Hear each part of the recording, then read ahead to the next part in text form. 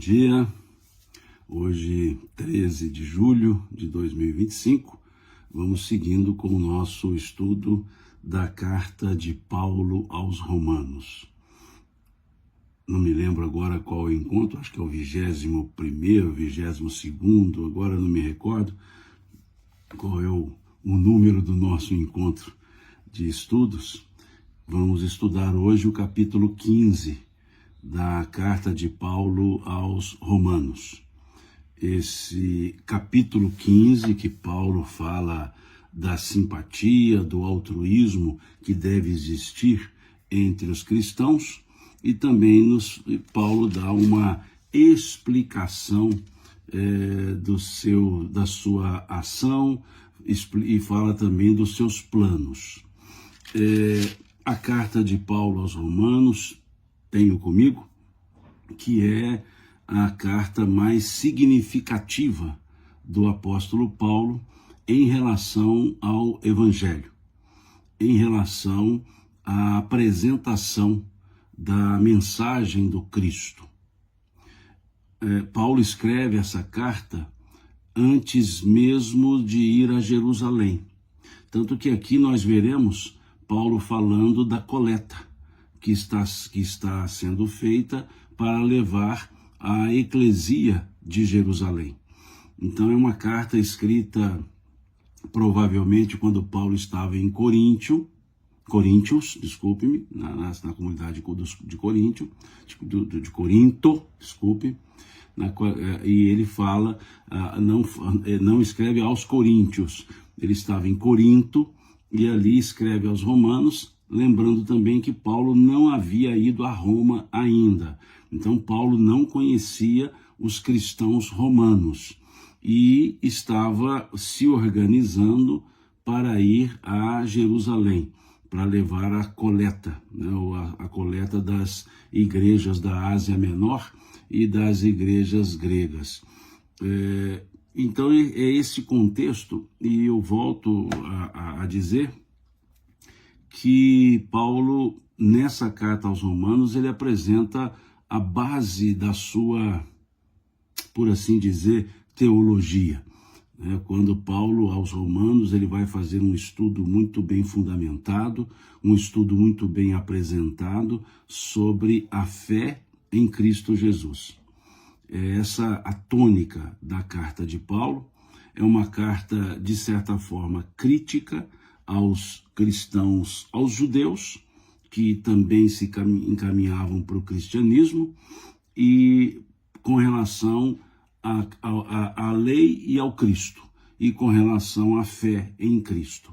Então, é esse o contexto da carta, é esse o conteúdo da carta de Paulo aos Romanos, e hoje nós estamos no capítulo 15 dessa carta de Paulo aos Romanos. E o que temos então nesse capítulo 15? 3 tópicos. Paulo falando da simpatia, do altruísmo que deve existir entre as comunidades. Paulo explicando sobre o que a ação da igreja da Ásia Menor, e Paulo falando dos seus planos, E também Paulo pedindo orações. É interessante, Paulo pedindo orações para que ele consiga se fortalecer, para que ele consiga desenvolver a sua missão. Então, o capítulo 15, ele se encerra com um pedido de orações feito por Paulo, em favor do seu trabalho, em favor da sua missão, pedindo o seu fortalecimento. Então, essa é a tônica do capítulo 15, que nós vamos ler e fazer alguns comentários. Então, aqui nos fala Paulo: ora, nós que somos fortes, devemos suportar as debilidades dos fracos, e não agradar-nos a nós mesmos. Portanto, cada um de nós agrade ao próximo no que é bom para a edificação. Porque também Cristo não se agradou a si mesmo, Antes, como está escrito, as injúrias dos que te ultrajavam caíram sobre mim, pois tudo quanto outrora foi escrito para o nosso ensino foi escrito, a fim de que, pela paciência e pela consolação das Escrituras, tenhamos esperança.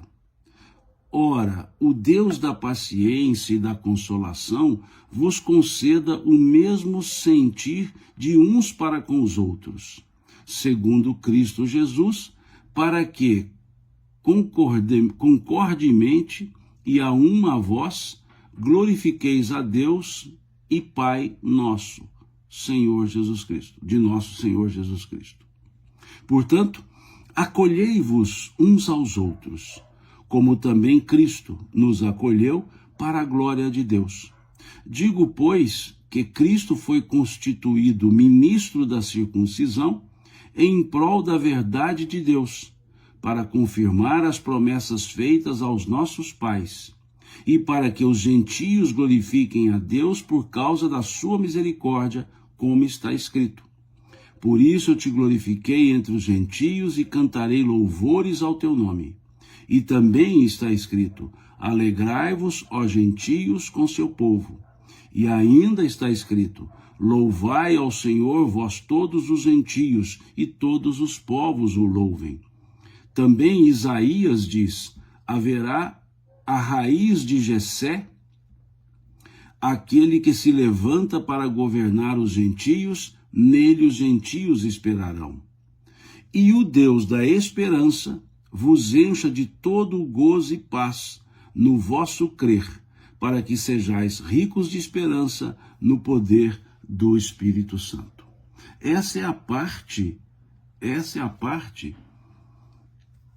que o apóstolo Paulo vai falar da imitação ao Cristo, ou seja, que imitemos ao Cristo na sua forma de ser, e vai nos falar da necessidade de haver simpatia e altruísmo entre os irmãos, entre os cristãos, entre os profitentes da fé em Cristo Jesus.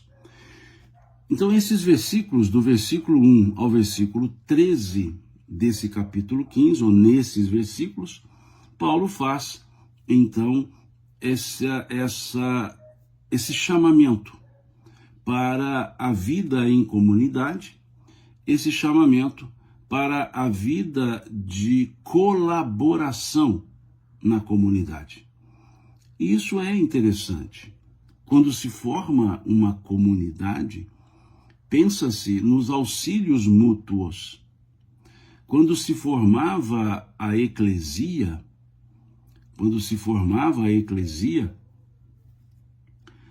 formava-se pensando não somente no ensinamento do Cristo, mas na vivência fraterna entre os membros da eclesia. Então, é importante nós percebermos isso. Aqui a Denise diz, na minha Bíblia o título é União Fraterna. Boa observação, Denise. Esses títulos que vêm colocados nos capítulos, iniciando ou digamos que subdividindo os capítulos, são títulos dados pela exegese que fez a tradução daquele texto. Então, teremos várias diferenças com relação à titulação, a forma do título colocado. Há Bíblias, inclusive, que nem põem títulos para explicar. Mas as Bíblias de estudo, essas Bíblias trazem uma subdivisão dos capítulos para facilitar o entendimento do conjunto de ideias. Então, é comum nós vermos Bíblias com os capítulos e versículos, sem nenhum título. É comum vermos Bíblias com títulos para os capítulos. E é comum vermos Bíblias com títulos para os capítulos e subdivisões dos capítulos. Então, isso e cada grupo de tradução dá um título que melhor atende ao propósito de estudos para o qual aquela Bíblia foi editada. Então, por isso, haverá diferenças na titulação exegética estabelecida nos textos bíblicos. Então, muito boa a sua observação, Denise, para a gente entender assim, algumas diferenças, e há também diferenças textuais, que dependem das traduções.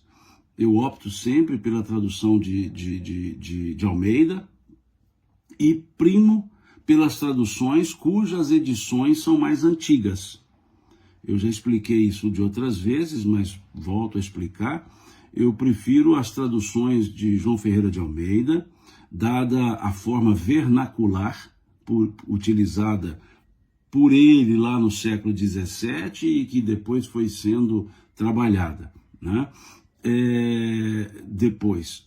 Embora João Ferreira de Almeida não tenha traduzido toda a Bíblia, ele faleceu antes de terminar a tradução, mas manteve a tradução pelo corpo de pessoas que o acompanhava.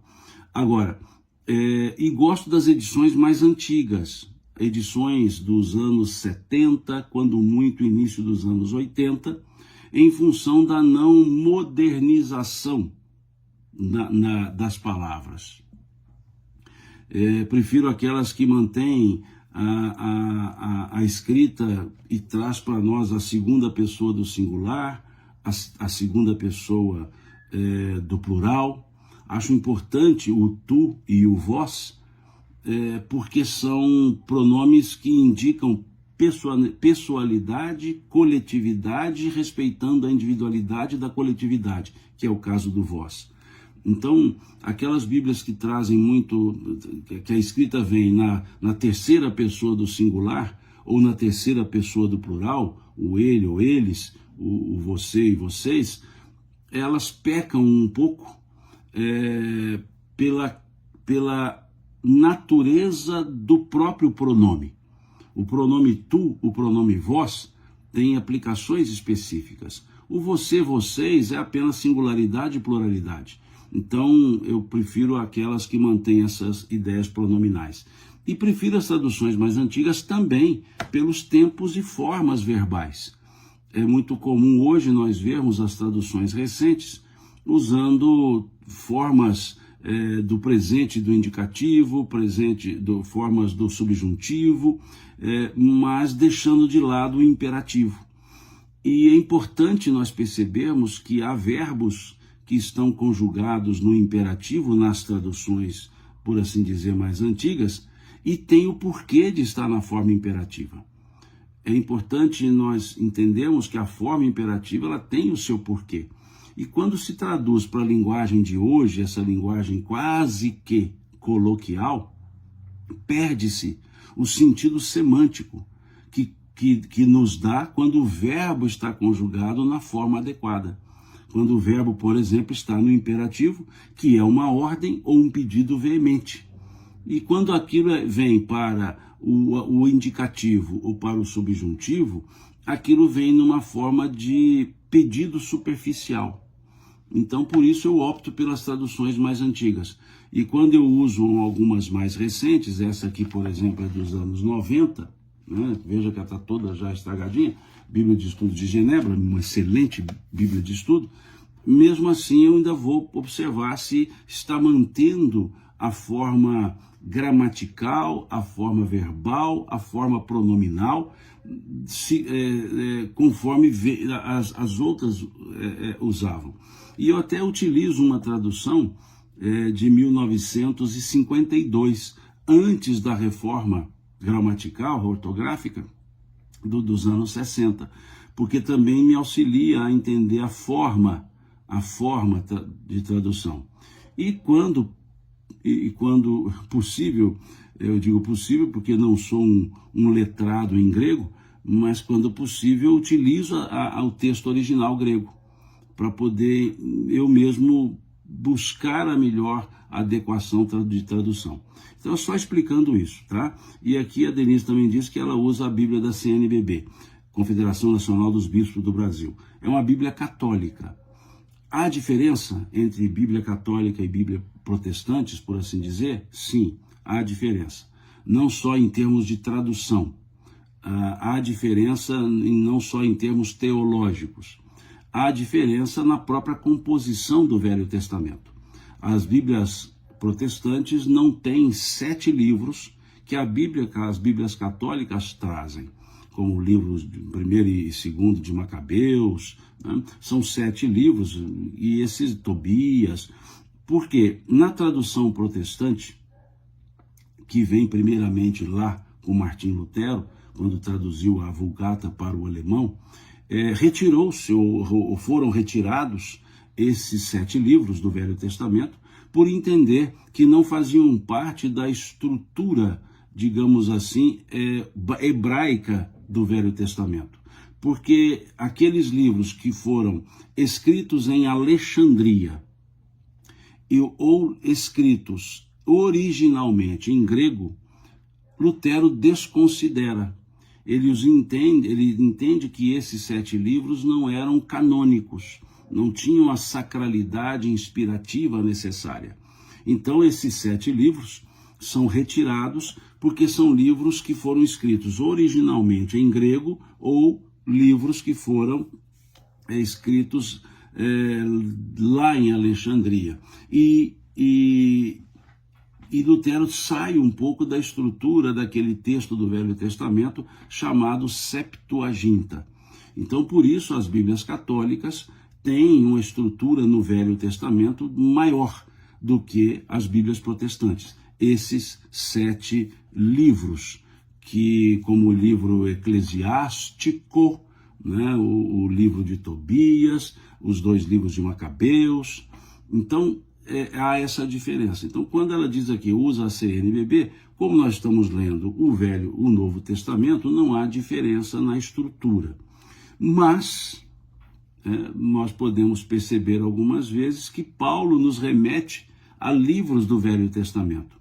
E quando Paulo nos remete aos livros do Velho Testamento, os livros que estão na Bíblia Católica não faziam parte da estrutura trabalhada por Paulo.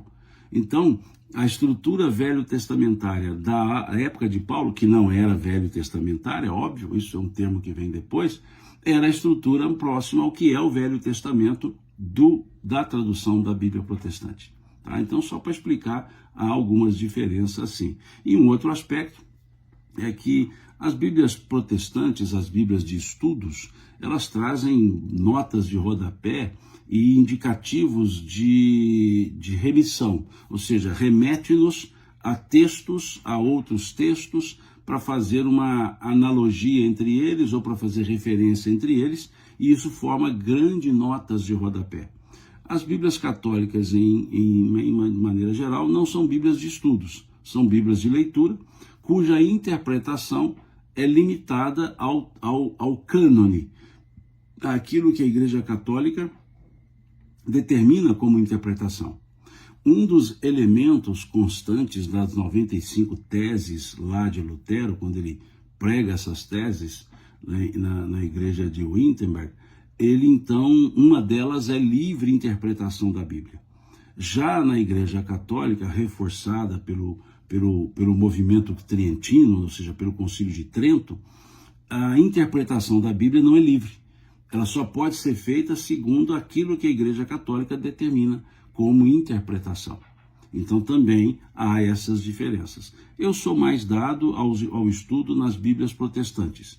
Eu as acho com tradução menos limitada, menos direcionada, e com essa opção de grandes notas de rodapé para diversos tipos de estudos. Então, fecho o parêntese aqui, aproveitando esses dizeres que foram colocados aqui, né? Bom, sigamos aqui com o nosso estudo. Deixa eu ver se tem mais alguma pergunta aqui. Não temos, nem como ok, não temos. Sigamos então. Então veja o que temos aqui nesse capítulo 15. Paulo dizendo da simpatia, do altruísmo que deve existir entre as pessoas, dizendo já logo no início, né? Nós que somos fortes devemos suportar as debilidades dos fracos e não agradar-nos a nós mesmos. Né? É um aspecto altruísta. Quando Paulo fala somos fortes, ele quer dizer a força na sua base teológica, ou seja, fé, que tem a fé segura, que tem a fé, digamos, racional, e essa fé deve servir para fortificar aqueles que ele chama aqui de débeis, né, que têm debilidade na fé. E lembrando que ele fala aos cristãos de Roma, e os cristãos de Roma, em maioria, eram gentios, convertidos, e alguns judeus convertidos. Então Paulo fala isso. E ele sempre, na teologia paulina, na ideia paulina, sempre a referência dele é o Cristo. Quando se busca um argumento de autoridade, que ele vai citar alguém, ele cita o Cristo. Então, para Paulo, Cristo era o fundamento, o único fundamento. Citava as Escrituras naquilo que se referia ao Cristo, principalmente as profecias. Paulo cita muito Isaías, e aqueles elementos do Deuteronômio que davam um tom, digamos que, proféticos. Então, para Paulo, a referência era Cristo, e ele faz isso aqui. No versículo 3, ele diz assim: porque também Cristo não se agradou a si mesmo, como que nos levando à ideia que houve um sacrifício feito pelo Cristo, que se fosse para agradar a ele mesmo, ele não faria isso. Se o Cristo pensasse somente nele, ele não teria feito o sacrifício, entre aspas, que ele fez. É isso que Paulo quer dizer. O que nos leva ao capítulo 26 do Evangelho de Mateus, quando ali vemos Jesus no Getsemane, e Jesus ali conversando em oração com o Pai, dizendo ao Pai: afasta de mim esse cálice. Vejamos que Jesus diz: Pai, afasta de mim esse cálice. É um pedido. Ele se refere ao quê? Para que afastasse aquela situação pela qual ele passaria. A prisão, a flagelação, a crucifixão. Então ele diz ali: Pai, afasta de mim esse cálice, como quem dizendo, tenho essa vontade, porque um açoite dói, um azorrague dói, um chicote dói, uma coroa de espinhos dói, um cravo atravessando a carne dói. Então o Cristo pedia isso, quer dizer, a vontade dele. Depois, no segundo pedido, ele diz: Pai, se for possível, afasta de mim esse cálice. Se for possível. Ele já mostra ali, porque ele vê os discípulos dormindo, enquanto ele estava ali na sua, de certa forma, agonia, angústia. Ele então já percebe que o que ele tinha que fazer era sobre-humano. Mas, mesmo assim, se pudesse ter outra forma, ele gostaria, porque ele diz: Pai, se for possível, afasta de mim esse cálice. E no terceiro momento, já vendo novamente os seus companheiros ali dormindo, naquele momento aflitivo, ele já diz: Pai, cumpra-se em mim, segundo a tua vontade. Já aí é o que se encaixa nessa frase do versículo 3, aqui trazida por Paulo. Porque também Cristo não se agradou a si mesmo.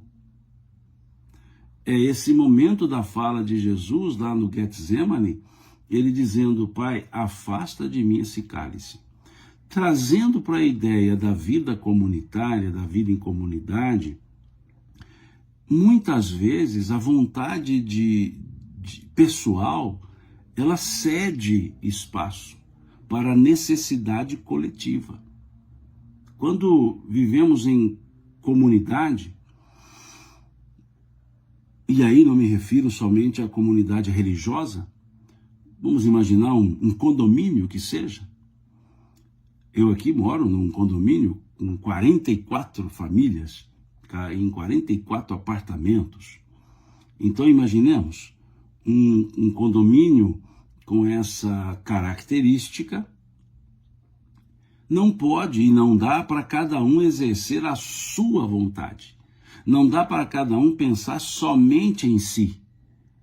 Momentos há, e são vários, que nós temos que ceder às nossas vontades pessoais para o bem da vontade coletiva.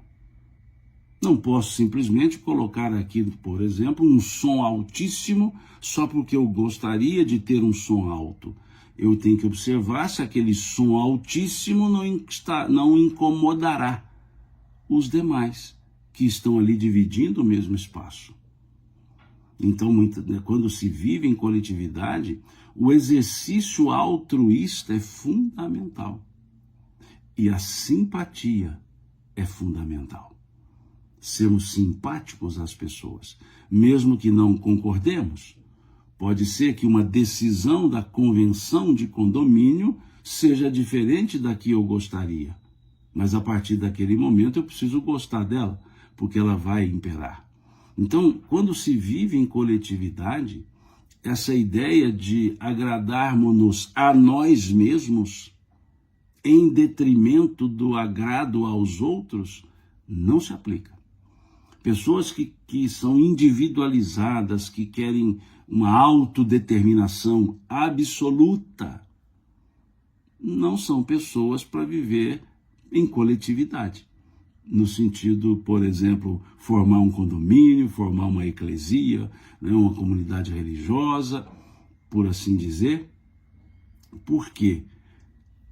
Vida em coletividade, vida em sociedade, vida em comunidade, ela é um exercício constante de simpatia e de altruísmo.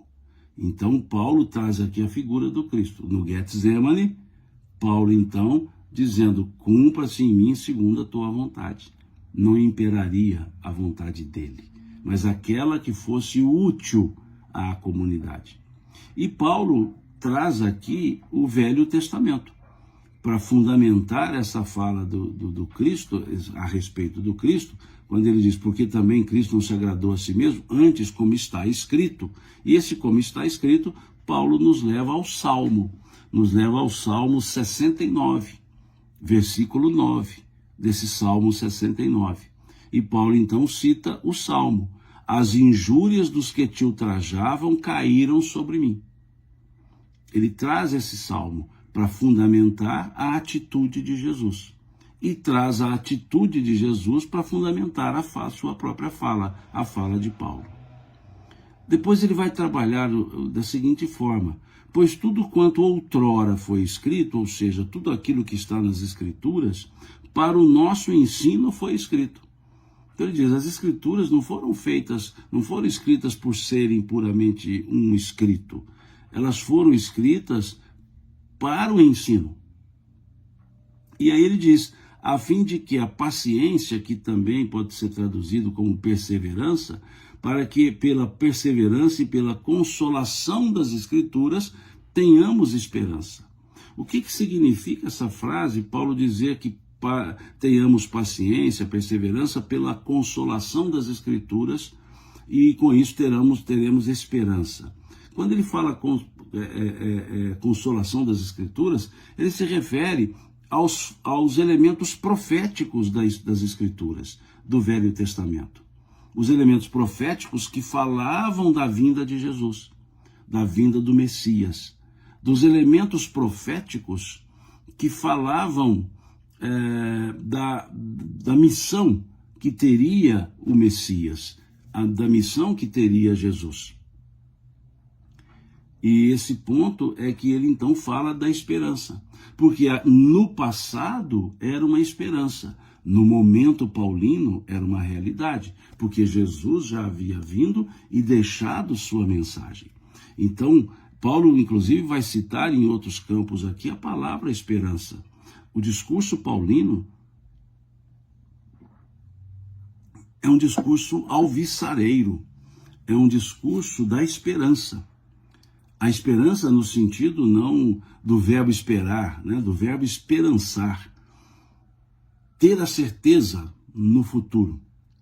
Ter a certeza que as coisas se ajustarão, que tudo terá o seu devido encaixe na hora também devida.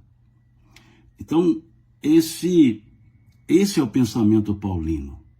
Essa é a forma que ele vai trazendo para falar da simpatia que deve existir, do respeito que deve existir, da compreensão que deve existir naqueles que vivem e convivem, né, que vivem em comunidade. Depois ele vai dizer, né, lá no versículo 7, portanto, é uma partícula conclusiva, ele diz, portanto, acolhei-vos uns aos outros. Acolhei-vos uns aos outros. Essa expressão paulina é importante para uma vida em comunidade. Ele falava a eclesia de Roma, a comunidade de Roma. Então é importante entender que se estamos numa comunidade religiosa, em qualquer comunidade, é importante que nós nos acolhamos uns aos outros. Essa relação numa comunidade, vamos aqui trazer para a ideia da comunidade religiosa, é de proximidade, coleguismo, amorosidade, respeitabilidade entre aqueles que compõem. Aqui tem um comentário da Darli, Simão Pedro, do Congresso de Pedro Leopoldo, talvez nunca tenha pisado no Tocantins, mas eu o trouxe comigo no coração. Muito obrigado, Darli. Nós, domingo passado, sábado passado, estivemos em Pedro Leopoldo, para o Congresso Espírita de Pedro Leopoldo, e lá conversamos um pouco sobre a mensagem de Jesus, né, sobre a mensagem do Cristo. E já pisei sim no Tocantins, a trabalho profissional. Pelo movimento espírita eu já fui convidado, mas não pude ainda alinhar a agenda para isso. Mas foi um momento realmente agradável, com mais de 500 pessoas ali conversando sobre o Cristo. Né? Muito legal. Muito obrigado pela sua consideração, Darli. E voltando aqui, então, o acolhimento. Aliás, em Pedro Leopoldo tivemos isso, esse acolhimento. Pessoas que não se conheciam, mas se uniam com o mesmo propósito. E com o mesmo propósito, as pessoas então eram simpáticas umas às outras. Pessoas que eu não conhecia me abraçavam. Sentei à mesa do café da manhã com pessoas que eu não conhecia. Sentei à mesa do jantar com pessoas que eu não conhecia. E tivemos ali momentos agradabilíssimos, conversando amabilidades, amenidades, e conversando também assuntos doutrinários. E pude conhecer pessoas. E ali o que nos unia num sentimento fraterno era termos o mesmo ideal, mesmo que não nos conhecêssemos. Então, daquelas mais de 500 pessoas, talvez eu conhecesse umas 20, mas passei a conhecer muitas depois. Então, essa é a ideia que Paulo faz, né? Traz aqui. Essa ideia de afetividade. Então ele diz claramente, acolhei-vos uns aos outros. E a gente vê bem mesmo isso nas comunidades religiosas.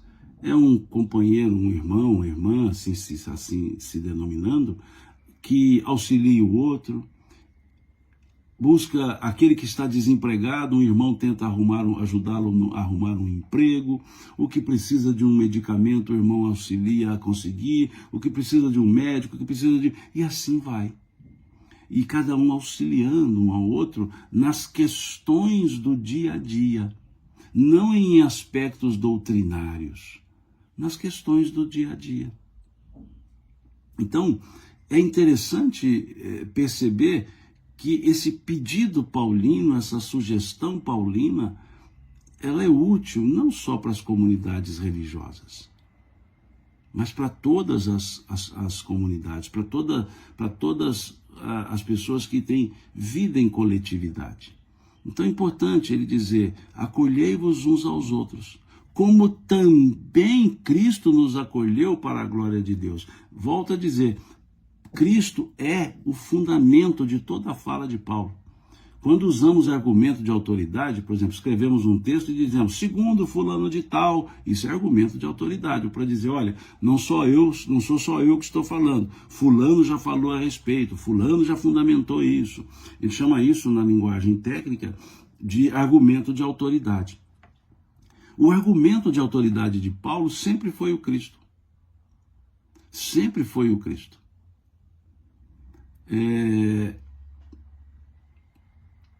Esse é o acolhei-vos uns aos outros. Esse é o acolhei-vos uns aos outros.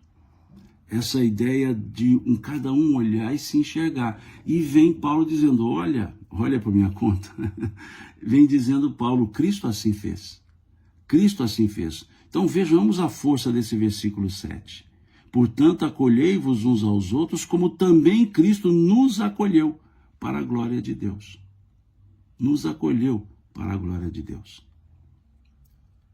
É interessante isso. O argumento de autoridade paulina é sempre Jesus. É como se outros pensadores que antecederam a Jesus nas próprias Escrituras não tivessem a importância em termos de ensino como Jesus teve e tem. E quando ele cita outros que não Jesus, é para fundamentar Jesus. É como se dissesse, olha, esses outros falaram sobre Jesus também. Então é interessante essa lógica, né? Que Paulo vai sempre utilizando. E ele segue dizendo assim, no versículo 8, digo, pois, que Cristo foi constituído ministro da circuncisão. Uma expressão interessante essa de Paulo. Cristo foi constituído ministro da circuncisão em prol da verdade de Deus, para confirmar as promessas feitas aos nossos pais, e para que os gentios glorifiquem a Deus por causa da misericórdia, como está escrito. Quando fala que Jesus foi o ministro da circuncisão, é falando da humildade. O quanto Cristo foi humilde, porque ele passou pela ideia, pelo ritual da circuncisão. Afinal, Jesus era judeu e foi circuncidado no 8º dia do seu nascimento. Apresentado ao templo, circuncidado. Então, a circuncisão era o pacto que Deus havia feito com Abraão. Era aquele pacto que todos deveriam ser circuncidados para o reino, né, para serem o povo de Deus. E Jesus, por si, já era o pacto divino. Não precisava ele ser circuncidado para essa tradição, esse rito de pacto com Deus. Jesus era o novo pacto, Jesus era a confirmação do pacto. Então ele não precisaria ser circuncidado para atender o pacto de Deus com Abraão. Mas foi. E é isso que ele diz, ministro da circuncisão, ou seja, o símbolo da humildade. Aquele que dizia que se fazia de servo, embora fosse ele mesmo o Senhor. Aquele que dizia, o Filho do Homem não veio para ser servido, e sim para servir. Então é isso que Paulo quer chamar de ministro da circuncisão. Quando fala circuncisão, refere-se Paulo ao judeu, ao judaísmo, à religião judaica. Então ele veio dizer que Jesus era o ministro. Ele era o pacto divino. Ele era o cumprimento da promessa divina. Então é isso que Paulo quer dizer quando chama a Jesus por ministro da circuncisão. E ele vai, mais uma vez, se fundamentar nas Escrituras, fundamentando-se nas Escrituras para o fundamento do Cristo. Quando ele diz, como está escrito, que Deus, por causa da sua misericórdia. Então ele diz, como está escrito. E aí ele nos leva ao livro de Samuel, lá em Samuel, dizendo, por isto eu te glorifiquei entre os gentios e cantarei louvores ao teu nome. Isso é uma fala do profeta de Samuel. Está lá no versículo 50, capítulo 22, do livro de Samuel, mostrando Samuel. Então aqui é importante, Paulo sempre vai lá no Velho Testamento, hoje chamado Velho, na linguagem dele, nas Escrituras, ele vai nas Escrituras para buscar fundamentos para explicar a presença de Jesus. E depois vai Jesus como sendo o próprio ensinamento. Aqui aprendemos muito com seus ensinamentos, Marli e Natan. Foram os meus anjos, né, que me levaram para cá, me levaram para lá em Pedro Leopoldo, né, tiveram uma paciência enorme comigo, buscaram-me lá em Confins, levaram-me em Confins, a Confins, desculpe novamente, ficaram ali comigo, buscaram-me no hotel. Muito obrigado, né, meus anjos lá em Pedro Leopoldo, né, muito obrigado. E seguindo então, ele vai citar o Deuteronômio também. Ele vai dizer, alegrai-vos, ó gentios, com o seu povo. Essa é uma fala lá do Deuteronômio, capítulo 32. Então, veja como Paulo transita nas Escrituras. Depois ele vai citar Isaías. E aqui é interessante, ele vai dizer, haverá a raiz de Jessé, aquele que se levanta para governar os gentios, nele os gentios esperarão. Aqui o profeta Isaías. Por que Paulo traz essas falas? Vejam que todas elas são sobre os gentios. Porque a grande maioria da igreja de Roma, da eclesia de Roma, era composta por gentios. Eram os gentios que formavam a maioria. Então ele está dizendo que as escrituras sagradas, para ele assim ditas, falavam que o Messias era para todos, inclusive para os gentios. E aqui ele cita as falas para os gentios. E nesse versículo 12, quando ele cita Isaías, diz, haverá a raiz de Jessé, aquele que se levanta para governar os gentios, nele os gentios esperarão. Para dizer, olha, o Messias não é só para os judeus. E o que significa raiz de Jessé? Quem foi Jessé no Velho Testamento? Jessé foi o pai de Davi, do segundo rei, né? Saul, Davi. Jessé foi o pai de Davi.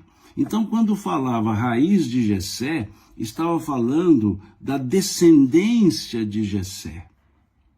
E por que da descendência de Jessé? Porque veio Davi, Salomão, e vem o próprio Jesus, que era da descendência de Davi, era da casa de Davi. Davi era da tribo de Judá. Belém, a cidade de Davi. Então, quando fala raiz de Jessé, vara de Jessé, refere-se a essa descendência a partir do pai de Davi, a partir de Jessé.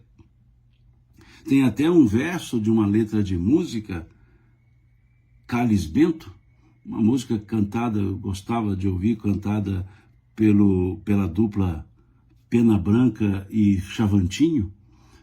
Tem até um especial deles na primavera, com Renato Teixeira. Então, Renato Teixeira, Pena Branca e Chavantinho. E tem uma música chamada Carlos Bento, que eles cantam e citam essa estrutura de Jessé. Quando lá eles dizem, de Jessé nasceu a vara, da vara nasceu a flor, e de Maria o Salvador. O que é isso? Na tradição, a vara de Jessé nasceu a vara, ou seja, a descendência de Jessé. Nasceu Davi, nasceu Salomão, e depois nasceu, até chegar em Jesus.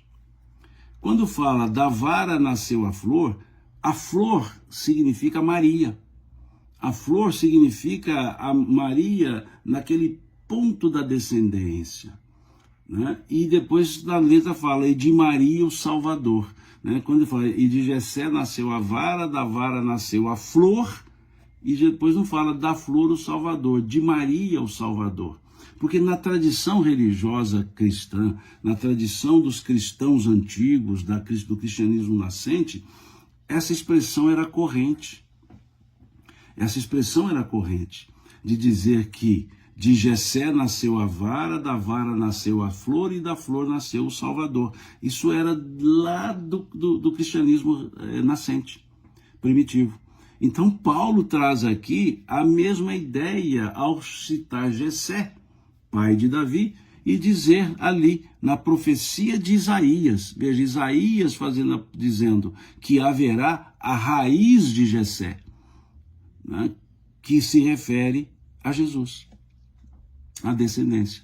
Então na profecia de Isaías diz, haverá a raiz de Jessé, aquele que se levanta para governar os gentios, nele os gentios esperarão. E ele depois diz, e o Deus da esperança vos encha de todo gozo e paz no vosso crer, para que sejais ricos em esperança no poder do Espírito Santo. E é importante nós cravarmos isso. O cristão vive com a certeza, uma certeza aparentemente paradoxal, uma certeza da esperança, não do esperar. Ter esperança não é esperar, é esperançar. Ter esperança é saber que vai dar certo, vai ocorrer, mas no momento adequado. Então não é o esperar que chegue, é esperar que o tempo aconteça. Por isso o verbo esperançar, pouco utilizado, quase nunca utilizado, mas existe o verbo esperançar. É isso que gera o substantivo esperança. O substantivo esperança. E a esperança aqui é na humanidade, que um dia, no momento certo, se concretizará. E é isso que Paulo está dizendo, então. E se a gente observar, ele cita nesse conjunto aqui a palavra esperança 4 vezes. E é isso que marca, digamos que, uma comunidade, a esperança. A esperança gera o bom humor. A esperança não gera expectativa. Por que não gera expectativa? Porque ter esperança parece paradoxal. Ter esperança é certeza. Por isso não tem expectativa, não tem ansiedade. A pessoa esperançosa não é ansiosa. A ansiedade é justamente querer que algo aconteça, mas sem saber se vai acontecer. A esperança não. É saber que vai acontecer. É ter a fé. Esperança e fé são virtudes teologais que o apóstolo Paulo nos traz. A fé, a esperança e a caridade. Aquelas 3 virtudes teologais que estão lá no capítulo 13 da primeira carta de Paulo aos Coríntios. Então a esperança é essa manifestação da fé, é uma exteriorização da fé. E a fé é a certeza em Deus. Por isso eu digo que esperança, paradoxalmente, é certeza, não é expectativa. Expectativa é o que eu quero, gostaria que acontecesse, mas não posso ter certeza. Esperança não, vai acontecer. Essa é a fé. Como certa vez vi um texto, né, uma frasezinha, que dizia assim, e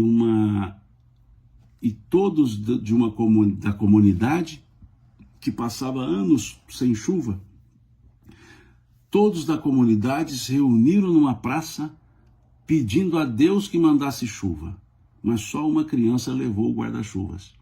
Ou seja, todos foram à praça pedindo chuvas, mas quem levou o guarda-chuva foi uma criança para dizer, ela tinha certeza que aconteceria. Ela tinha esperança. Os demais tinham expectativa. Expectativa que viesse a chuva, mas a criança levou o guarda-chuva. Então a frase dizia isso. E aquela comunidade, para sair da seca, reuniu-se toda ela numa praça pedindo a Deus que mandasse chuva, mas só uma criança levou o guarda-chuvas. Então é esse o sentido da esperança que um cristão tem. A certeza naquilo que Cristo nos falou. É importante esse esse aspecto que nós não percebemos. Nós temos muitas expectativas na vida, mas a esperança, talvez não. Talvez precisamos redirecionar a nossa forma de pensar, refazer nossos conceitos e perceber que em Cristo não se tem expectativa, em Cristo se tem esperança.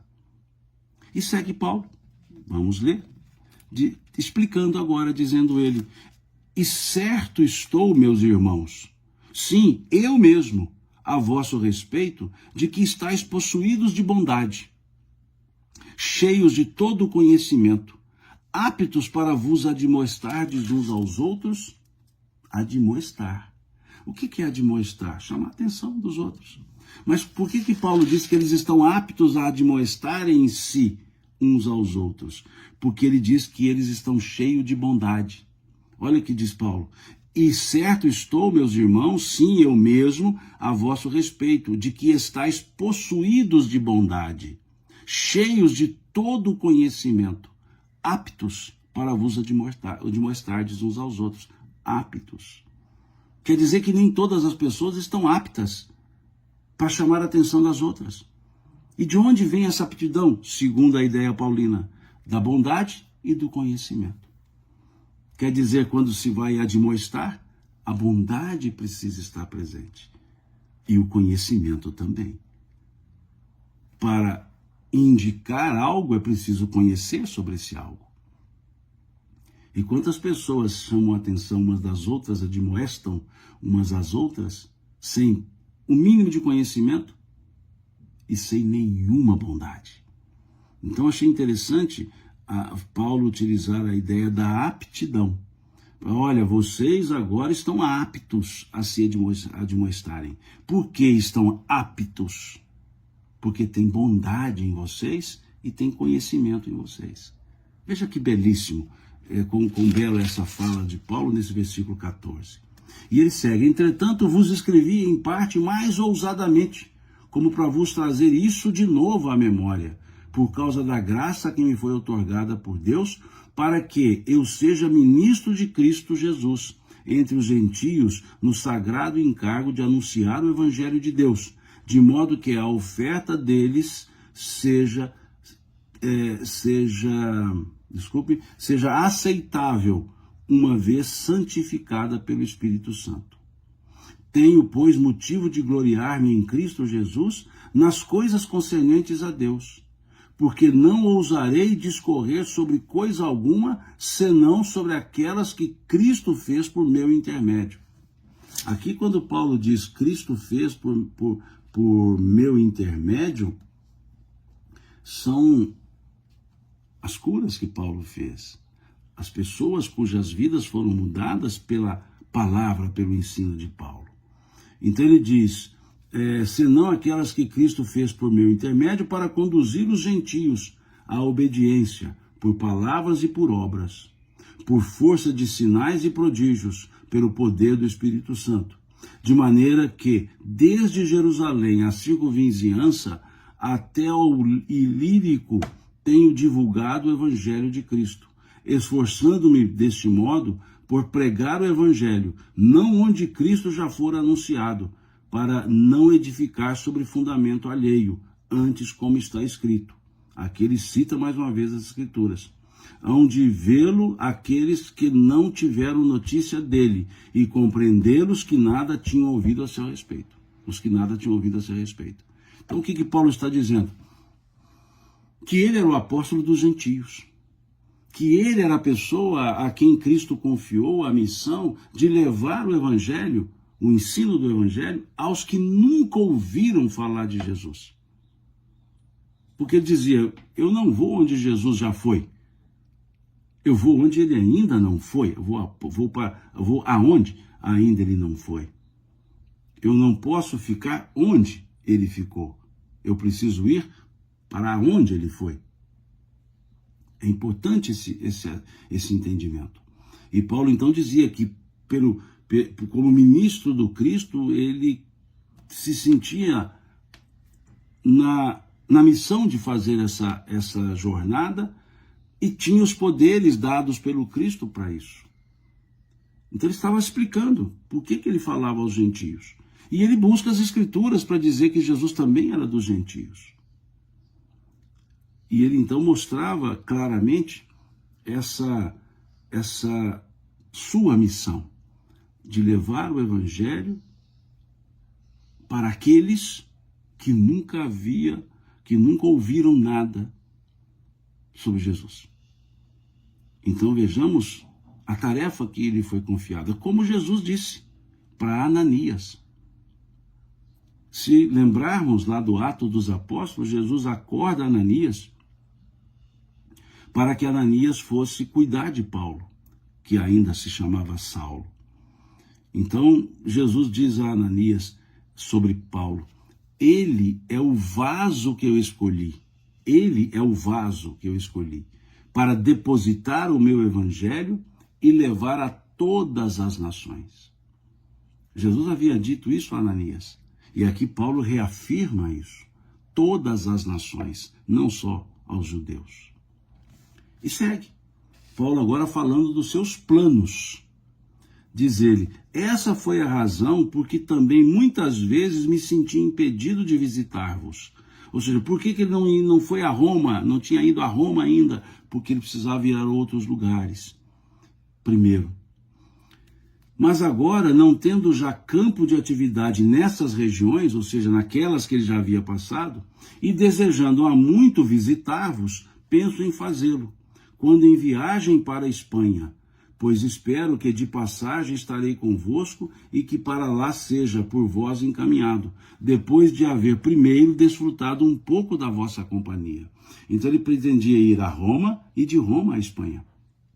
Entendendo Espanha não como o país ibérico hoje, como a região da Europa. Ali tudo era chamado Espanha, né? Não mais ao oeste, né? França, Espanha, Portugal, hoje, tudo ali era, na linguagem romana, era Espanha. E ele diz: mas agora estou de partida para Jerusalém.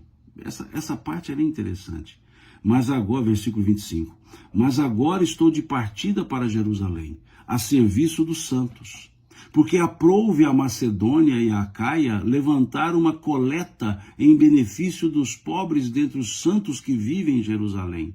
Isso lhes pareceu bem, e mesmo lhes são devedores, porque se os gentios têm sido participantes dos valores espirituais dos judeus, devem também servi-los com bens materiais. Tendo, pois, concluído isto, e havendo-lhe consignado este fruto, passando por vós, irei à Espanha. E bem sei que ao visitar-vos irei na plenitude da bênção do Cristo. Aqui Paulo está contando: olha, eu não posso ir agora aí, pretendo ir à Espanha, e na ida para a Espanha pretendo ir a Roma. Mas antes eu vou a Jerusalém, diz ele, porque eu preciso levar a coleta, o dinheiro coletado pela igreja, pelas eclesias da Macedônia, da Acaia, Antioquia, e levar a Jerusalém. Porque Jerusalém passava por uma fome, passava por uma dificuldade muito grande. Então veja como ele diz: assim como os gentios beberam da fé dos judeus, é necessário que os gentios contribuam para o bem dos judeus agora, daqueles que estavam em Jerusalém. Então essa parte é muito rica, porque Paulo está demonstrando aquilo que ele havia falado antes: a solidariedade, a simpatia, né, como nós já vimos, o altruísmo. E lembrando que a igreja de Jerusalém não concordava com Paulo quanto a levar a mensagem do evangelho aos gentios. Precisava que os gentios se judaizassem, por assim dizer. Ou seja, a igreja de Jerusalém queria que circuncidasse os gentios, para que eles se tornassem judeus e aí poderem receber o evangelho. Paulo batalhou para que isso não acontecesse, como não aconteceu. E havia um anátema entre as duas. Havia Paulo e havia a eclesia de Jerusalém. Havia Tiago, o justo, o irmão de Jesus. E ali havia uma dissensão entre eles. apesar disso, Paulo faz a coleta e vai e leva para Jerusalém.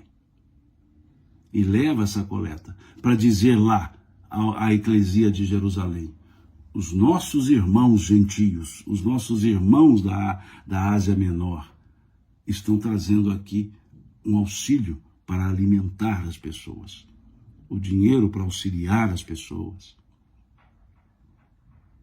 Vida em comunidade. Vida não em uma eclesia, mas em todas. E por fim Paulo diz: rogo-vos, pois, irmãos, por nosso Senhor Jesus Cristo, e também pelo amor do Espírito, que luteis juntamente comigo nas orações a Deus pelo meu favor, para que eu me veja livre dos rebeldes que vivem na Judéia, e que este meu serviço em Jerusalém seja bem aceito pelos santos. Quando ele fala santos, ele se refere aos apóstolos. Para que essa oferta que ele levaria, essa doação que ele estava levando, fosse bem aceita pelos santos, pelos apóstolos de Jerusalém. Porque havia a contenda, havia o anátema. E ele diz: a fim de que, ao visitar-vos pela vontade de Deus, chegue à vossa presença com alegria e possa recrear-me convosco. E o Deus da paz seja com todos vós. Amém, diz ele. Então ele está pedindo aqui, desse versículo 30 ao versículo 33, que aqueles irmãos de Roma orassem, se juntassem a ele numa oração em prol dele, porque ele falava dos rebeldes em Jerusalém, e havia muitos, os judeus que perseguiam a própria ideia cristã, outros rebeldes políticos, e também para que os santos, os apóstolos, entendessem aquela ação de Paulo, das igrejas da Ásia Menor, mandarem donativos para sustentar a igreja, a eclesia de Jerusalém. Sustentar não no sentido da igreja em si, instituição, porque não existia. Sustentar as pessoas que passavam necessidade. Então, lerei esse 30, 33 novamente para a gente entender bem esse momento paulino. Rogo-vos, pois, irmãos, por nosso Senhor Jesus Cristo e também pelo amor do Espírito, que luteis juntamente comigo nas orações a Deus a meu favor, para que eu me veja livre dos rebeldes que vivem na Judéia e que este meu serviço em Jerusalém seja bem aceito pelos santos, a fim de que, ao visitar-vos, pela vontade de Deus, chegue à vossa presença com alegria e possa recrear-me convosco. E o Deus da paz seja com todos vós. Amém. É a fala de Paulo. É o capítulo 15. Belíssimo capítulo. Né? Veja, eu diria que não é uma carta, né? É um livro que Paulo escreve, dividindo em capítulos, dirigindo a Jerusalém. Então essa é a nossa fala desse domingo, o nosso estudo de hoje. No próximo domingo vamos começar o capítulo 16, que é um capítulo também muito interessante, e é o capítulo que encerra a carta de Paulo aos Romanos. Então, creio eu que no próximo domingo nós encerraremos esse ciclo de estudos da carta de Paulo aos Romanos, pois estudaremos o capítulo 16, que é o último capítulo, né, quando ele vai fazer a recomendação a Febe, a recomendação de Priscila, Áquila, vai fazer as suas saudações, vai fazer algumas admoestações e vai fazer a saudação a outros companheiros, como a Timóteo, a Lúcio, a Jasson, a Sosípatro, que são parentes de Paulo, inclusive, né? E vamos ter ali um encerramento mostrando quem foi o escriba dessa carta de Paulo, né? Paulo foi ditando a carta e quem escreveu, né? Aqui diz, versículo 22, eu, Tércio, que escrevi essa epístola, vos saúdo no Senhor. Né? Então tem um pedacinho aqui do escriba, né? Paulo não necessariamente pega na pena e escreve, ele dita. E veja que essa carta aqui, tudo que nós já estudamos, são reflexões paulinas, imaginando ele ali pensando, andando e falando, e o outro anotando, e ele também anotando. Essa é a ideia paulina, né? Então, no próximo domingo, creio eu, encerraremos esse estudo da carta de Paulo, né? Deixa eu ver comentários. Um ótimo domingo. Bom, e aqui a Denise pergunta qual será a próxima carta, Simão. Não sei, Denise. Eu disse no início do nosso estudo que nós estudaríamos a carta aos Romanos pela sua característica, pela apresentação dela, mas que não era um estudo sequenciado das cartas de Paulo, né? Então eu não pensei aqui em seguir com os estudos das cartas. Pode até ser, vendo você perguntando, podemos até estudar a primeira carta de Paulo aos Coríntios, também é uma carta belíssima. Eu optei pela carta de Paulo aos Romanos por ver que ela é uma carta completa, né, para entendermos o pensamento paulino no que se refere à sua forma de interpretar o Evangelho do Cristo, a sua forma de apresentar o Cristo, né?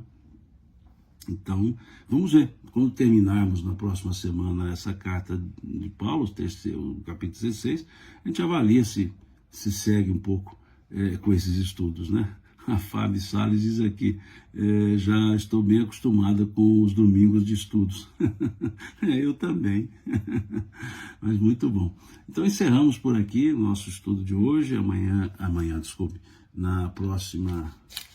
No próximo domingo, nós iremos ao capítulo 16 e encerraremos esse estudo da carta de Paulo aos Romanos, né?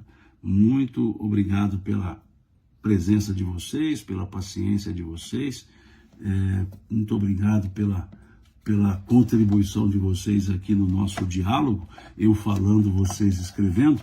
Então, muito obrigado mesmo por essa presença, por essa paciência que vocês têm em estudar, e fica aqui então o convite para o próximo domingo, às 10 da manhã, para nós encerrarmos o estudo da carta de Paulo, né? Estudaremos o último capítulo, o capítulo 16.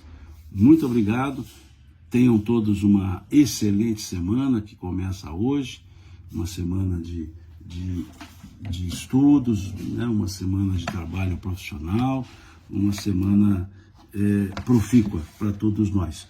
E eu peguei aqui a minha agenda para olhar, lembrar que no dia 15, terça-feira, às 19h30, teremos o estudo do livro Primícias do Reino, que eu faço com a querida amiga Adriane Bacarim, e nós vamos estudar o capítulo 13 do livro Primícias do Reino. A gente faz pela Rede Amigo Espírita, pelo YouTube da Rede Amigo Espírita, na Sala Virtual Joana de Ângeles, chama Sala Virtual Joana de Ângeles. E eu vou postar depois o convite, então se quiserem, né, na próxima terça, dia 15, às 19h30, eu e Adriane Bacarim continuaremos o nosso estudo do livro Primícias do Reino. Eu estou vendo aqui na próxima semana, só esse o agendamento que eu tenho, né, para fazer o convite para as lives, né? Já na outra já são 3 dias de lives, mas depois a gente vai convidando. É isso, muito obrigado, fiquem com Deus, e mineiramente agradecendo, Deus lhes pague pela paciência, pelo companheirismo, pelo coleguismo aqui nos nossos estudos.